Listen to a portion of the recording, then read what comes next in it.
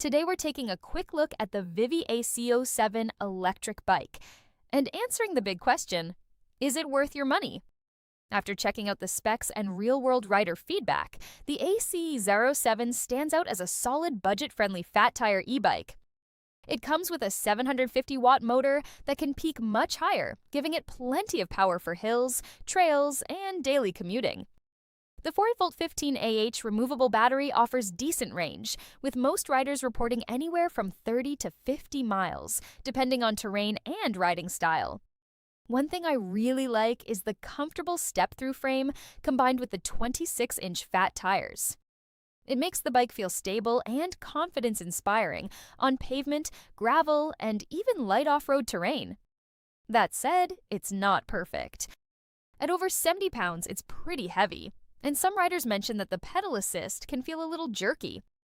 Long-term owners have also reported occasional brake adjustments and mixed experiences with customer support. Overall, if you're looking for an affordable, powerful fat tire e-bike with good range and versatility, the Vivi ACE07 is definitely worth considering.